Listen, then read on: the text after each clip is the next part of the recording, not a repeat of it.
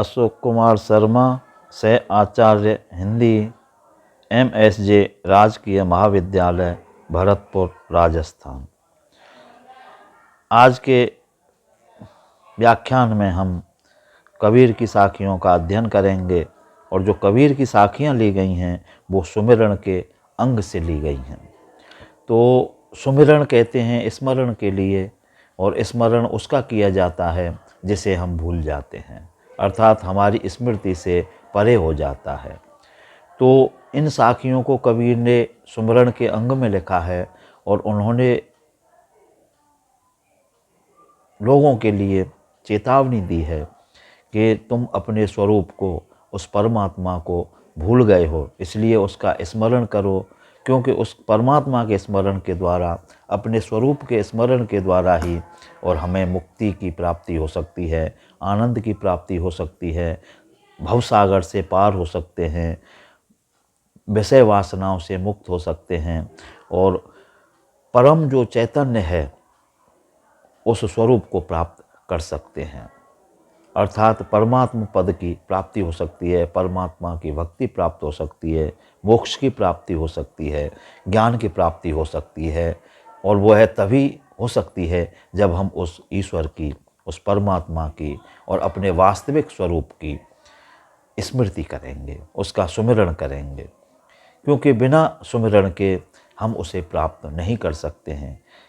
सुमिरन रहता है, स्मृति रहती है। अगर हम संसार की विषय वासनाओं को स्मरण में रखेंगे तो उस परमात्मा को भूल जाएंगे, और जब परमात्मा को भूल जाएंगे तो फिर हम मुक्त नहीं हो सकते हैं, मोक्ष की प्राप्ति नहीं कर सकते हैं। तो इसमें जो साखियाँ ली गई हैं वो हैं, पंच संगी पिव पिव करे, छठा जो सुमरे मन, आई सूत कबीर की, पाया राम रतन। तो इस साखी में यह माना जाता है कि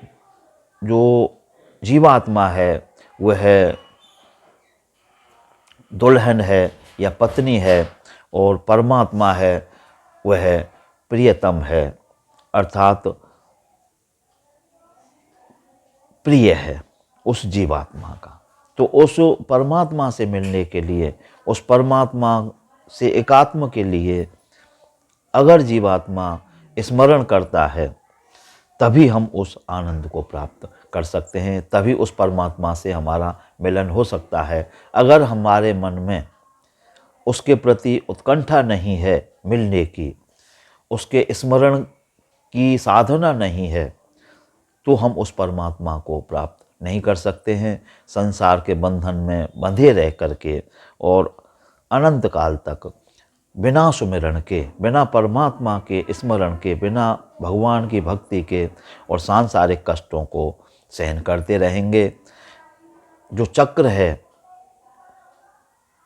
मानी गई हैं 84 लाख योनियाँ, इन योनियों में भ्रमण करते रहेंगे, कष्ट पाते रहेंगे। उस अज्ञान के कारण, उस स्मरण की अनुभूति के कारण जो हमारी वास्तविक क्षमता है, जो हमारा वास्तविक स्वरूप है, उसको छोड़ करके ये संसार है वह कष्ट पाता रहता है। तो इस साखी में यही कह रहे हैं कि अगर पांच संगी, हमारी जो पांच ज्ञानेंद्रियां हैं,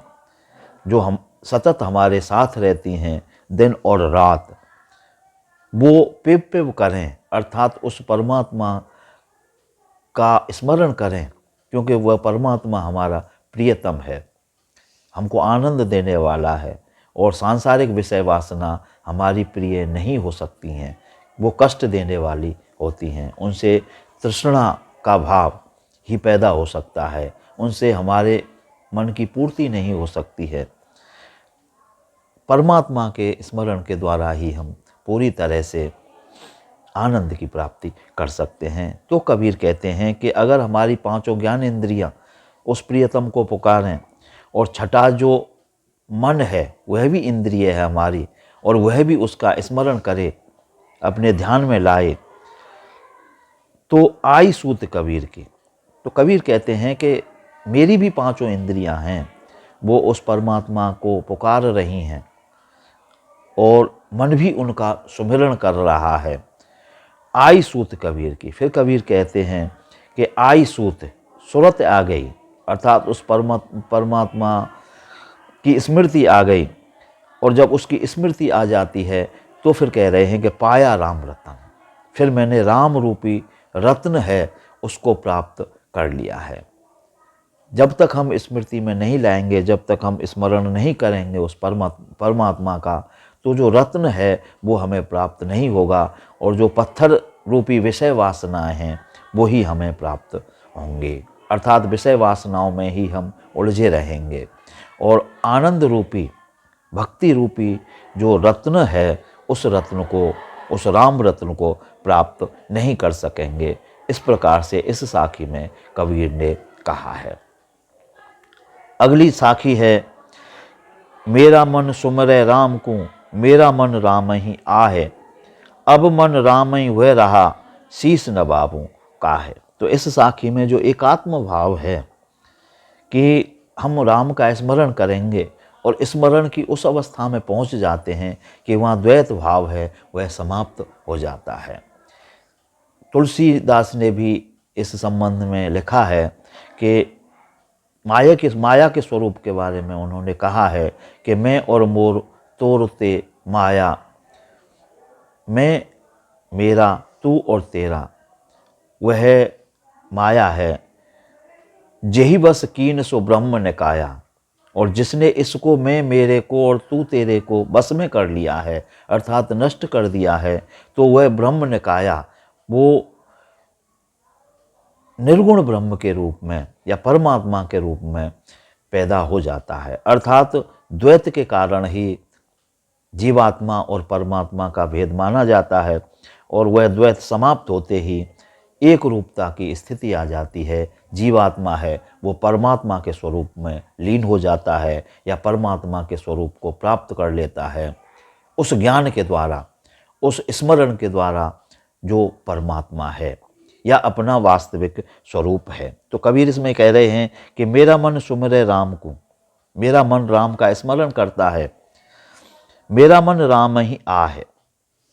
और मेरा जो मन है वो राम ही हो गया है, राम जैसा ही हो गया है या राम ही हो गया है। अब मन राम ही हुए रहा, अब मेरा मन है वो राम के रूप में ही हो गया है, अर्थात अब मुझे ये भान नहीं है, यह ज्ञान नहीं है कि मैं राम हूँ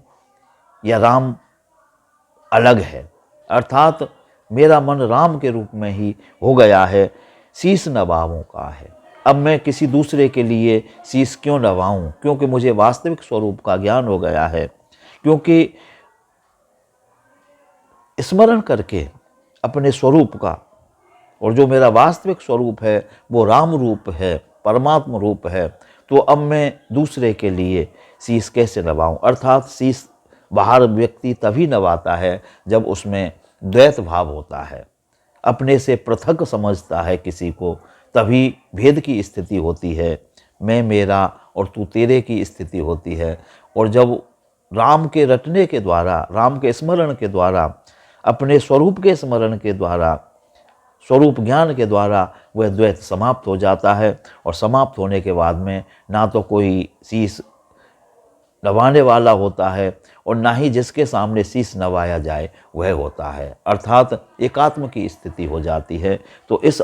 साखी में भी उन्होंने परमात्मा से एकात्म की स्थिति कही है, और वह स्थिति तभी है जब हम राम का स्मरण करेंगे, अपने स्वरूप का स्मरण करेंगे। इस प्रकार से हमने इस व्याख्यान में कबीर की साखियों का अध्ययन किया। धन्यवाद।